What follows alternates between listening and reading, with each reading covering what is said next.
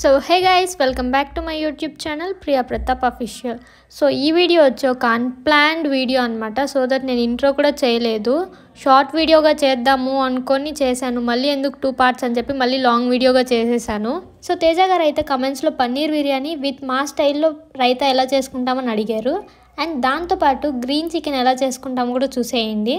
So first అయితే పన్నీర్ బిర్యానీ చేసుకునేద్దాం. దానికైతే పన్నీర్ తీసుకొని చిన్న చిన్న పీసెస్గా కట్ చేసుకునేస్తున్నాను. మీరైతే వీడియో ఎక్కడ స్కిప్ చేయకుండా చూసేయండి. అండ్ ఇంకా ఎవరైనా మన ఛానల్ని సబ్స్క్రైబ్ చేసుకోకపోతే వెంటనే వెళ్ళి సబ్స్క్రైబ్ చేసేసుకోండి. అండ్ ఇంకా ఎవరైనా లైక్ చేయకపోతే వెంటనే వెళ్ళి లైక్ చేసేయండి. ఫస్ట్ అయితే కొంచెం కస్తూరి మెతి తీసుకొని దాన్ని లైట్గా ఫ్రై చేసుకోవాలన్నమాట. వితౌట్ ఆయిల్ వేసుకోకండి. ఎందుకంటే కొంచెం క్రంచీగా అయిందంటే మీకు హ్యాండ్తో స్మాష్ చేయగానే పౌడర్ అవుతుంది కదా, అందుకోసం అనమాట. అదేంటో నేను ఇన్స్టాలో ఎన్నిసార్లు స్టోరీ పెట్టి మిమ్మల్ని నెక్స్ట్ ఏ వీడియో చేయాలి అని అడిగిన ప్రతిసారి మీరు పెట్టే ఫస్ట్ కమెంట్ కుకింగ్ చేయమని చెప్పేసి, అదేంటో మీరు ఫిక్స్ అయ్యారో ఏమో నన్ను వంటలక్కన చేయాలని. అండ్ ఈ కస్తూరి మెతిని అయితే ఇలా స్లోగా లైట్గా సిమ్లో పెట్టుకొని ఫ్రై చేసుకోవాలి.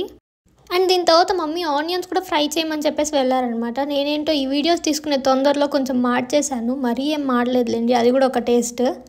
అండ్ అలా చెప్పుకుంటూ మేనేజ్ చేసుకుంటూ ఉండాలన్నమాట మన మిస్టేక్ ఉన్నప్పుడు. ఇంకా నెక్స్ట్ వచ్చేసి పన్నీర్ ఫ్రై చేసుకోవడానికి ఒక ప్యాన్ పెట్టి దాంట్లో ఆయిల్ వేసి లైట్గా హీట్ అయిన తర్వాత పన్నీర్ వేసుకుంటున్నా. పన్నీర్ అప్పుడే ఫ్రిడ్జ్లోంచి తీసి కట్ చేశాను. దానివల్ల వాటర్ ఉండటం వల్ల పైకి చిమ్ముతుంది ఆయిల్. సో దానివల్ల దూరంగా వెళ్తున్నాను అనమాట. పన్నీర్ సిమ్లో పెట్టి మాత్రమే ఫ్రై చేసుకోండి, లేకపోతే మాడిపోతుంది, టేస్ట్ ఉండదు. అండ్ మిడిల్ ఆఫ్ ద వీడియోలో ఇలాంటి క్లిప్స్ ఏమన్నా వస్తే భయపడకండి. నేను ఇలాంటి వేషాలు మీరు చాలా తట్టుకోవాలి, తప్పదు. అండ్ మా మమ్మీ ఇక్కడ నాకు చెప్పకుండా ఏదో మసాలా వేసేసింది ఫ్రెండ్స్, నాకు తెలీదు. అండ్ మళ్ళీ కనుక్కొని చెప్తున్నానులేండి, భయపడకండి. బిర్యానీ మసాలా ఉంటుంది కదా, స్పైసెస్, దాని పౌడర్ అనమాట అది. ఇంకా ఆ వాటర్ బాయిల్ అయ్యేలోపు ఇవి ఫ్రై చేసేసుకోవాలన్నమాట. ఇంకా కొంచెం ఉన్నాయి కదా, అవి కూడా ఫ్రై చేసేసుకుంటున్నాను. అండ్ మనం ఏదైతే వాటర్ తీసుకున్నామో రైస్ బాయిల్ చేయడానికి, ఆ వాటర్ బాయిల్ అవ్వకముందే జీలకర్ర కూడా యాడ్ చేసేసుకుందాం. And also the whole biryani spices కూడా యాడ్ చేసేసుకోవాలన్నమాట అప్పుడే.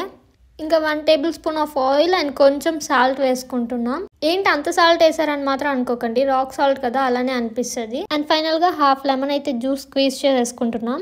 నార్మల్గానే వైట్ రైస్లో లెమన్ జ్యూస్ యాడ్ చేస్తారు కదా, ఎందుకు అయి ఉంటుంది మీకు తెలుసుంటే కమెంట్స్లో చెప్పేయండి. ఇంకా వాటర్ కూడా మంచిగా బాయిల్ అయిపోయే టైంకి మన హాఫ్ అన్ అవర్ ముందు సోక్ చేసుకున్న రైస్ని అయితే దాంట్లో యాడ్ చేసేసుకుందాం. ఇంకా రైస్ 70 to 80% బాయిల్ అయ్యే లోపల నెక్స్ట్ ప్రాసెస్ స్టార్ట్ చేసేసుకుంటున్నా పక్కన. ఇంకా ప్యాన్ పెట్టుకొని ప్యాన్ హీట్ అవ్వగానే ఆయిల్ వేసేసుకుంటున్నా. ఆయిల్ కొంచెం హీట్ అయిన తర్వాత బిర్యానీ స్పైసెస్ వేసుకుంటున్నా. కొన్నే వేసుకుంటున్నాం ఎందుకంటే ఆల్రెడీ మనం రైస్లో కూడా యాడ్ చేసుకున్నాం కాబట్టి. ఇంకా బిర్యానీ స్పైసెస్ లైట్గా ఫ్రై అయ్యేటప్పటికి ఆనియన్స్, చిల్లీస్, పుదీనా కూడా వేసుకొని ఫ్రై చేసేసుకోవాలి. అవన్నీ మంచిగా ఫ్రై అయిన తర్వాత టమాటాస్ యాడ్ చేసుకోవాలన్నమాట. దాంతోపాటు కొరియాండర్ లీవ్స్ కూడా యాడ్ చేసేసుకుంటున్నా అప్పుడే కొంచెము. మళ్ళీ అనుకోకండి ఇంత పెద్ద అవసరమా అని, నేను ఒకటి చెప్పానంటే మీరు అది కాదు ఇది అంటారు, అందుకనేసి ఇది కాదు అది కాదు అని చెప్పి కొరియాండర్ లీవ్స్ అని ఈజీగా చెప్పేశాను. అండ్ దాంతోపాటు కొంచెం సాల్ట్, కొంచెం టర్మరిక్ పౌడర్ కూడా యాడ్ చేసుకొని, ఇది ఇందాక చెప్పాను కదా బిర్యానీ స్పైసెస్తో చేసిన పౌడర్ అని, ఆ పౌడర్ అనమాట. And also ginger garlic paste వేసుకొని ఆ స్మెల్ అంతా పోయే వరకు మిక్స్ చేసుకొని ఫ్రై చేసుకోవాలి.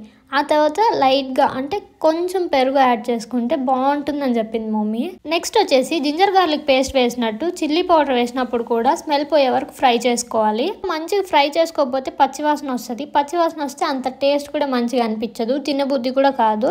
ఇంకా అవన్నీ మంచిగా ఫ్రై అయిపోయిన తర్వాత పన్నీర్ ఏదైతే ఫ్రై చేసుకున్నామో అవన్నీ యాడ్ చేసేసుకోవాలి. పన్నీర్ వేసిన వెంటనే మనం ఫస్ట్ ఫ్రై చేసుకున్నాం కదా కస్తూరి మెతి, అది హ్యాండ్తోనే స్మాష్ చేసుకొని దాంట్లో వేసేసుకోవాలి. ఇంకా రైస్ కూడా 70 to 80% దాకా బాయిల్ అయిపోయింది కాబట్టి దాంట్లో ఉన్న బిర్యానీ లీవ్స్ అన్ని తీసేస్తుంది మమ్మీ. ఇంకా రైస్ మొత్తం వాటర్ డ్రైన్ చేసేసుకొని దమ్ బిర్యానీ ప్రాసెస్లో పన్నీర్లోకి వేసేసుకుంటాము. ఇంకా కథ కంచుకొచ్చినట్టు మన పన్నీర్ బిర్యానీ ప్రాసెస్ కూడా లాస్ట్కి వచ్చిందనమాట.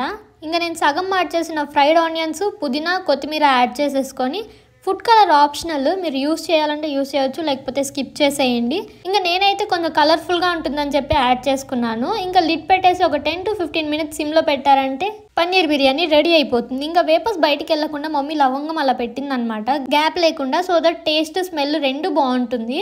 సో ఏదైతే 10 to 15 minutes మనము రైస్ని వేపర్స్తోనే బాయిల్ చేసామో అదంతా ఒక ప్యాన్ మీద జరుగుతుంది, అప్పుడే రైస్ అనేది బాగుంటుంది. డైరెక్ట్ హీట్ తగిలిందంటే మాడిపోతుంది రైస్. సో నెక్స్ట్ అయితే కర్రీ ప్రాసెస్కి వచ్చేద్దాం.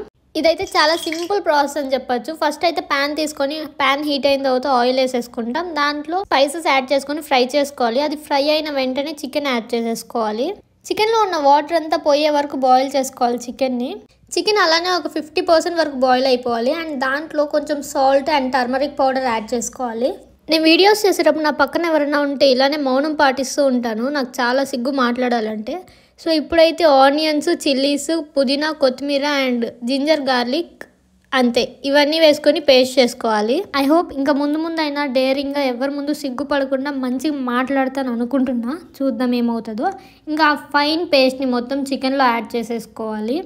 ఆల్రెడీ చికెన్ అయితే 50% బాయిల్ అయిపోయింది కాబట్టి ఆ ఫైన్ పేస్ట్ని యాడ్ చేసుకున్న తర్వాత ఒక ½ గ్లాస్ ఆర్ 1 గ్లాస్ వాటర్ వేసుకుంటే సరిపోతుంది.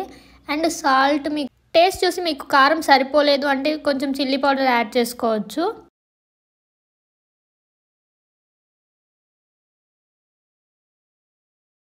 అక్కడ నేను కూడా మా మమ్మీ పక్కన వెళ్ళి మర్చిపోయిందేమో అని గుర్తు చేస్తున్నా. మా మమ్మీ అప్పుడు చెప్పింది ఆల్రెడీ చిల్లీస్ వేసాం కాబట్టి అవసరం లేదు, కారం ఎక్కువ అయిపోతుందని. ఇంకా పన్నీర్ బిర్యానీ కూడా రెడీ అయిపోయింది. ఇంకా తినిపించింది అనమాట. సెట్ అని చెప్పి నేను డాన్స్ చేస్తున్నా. ఇంకా బిర్యానీ రెడీ అయిపోయింది.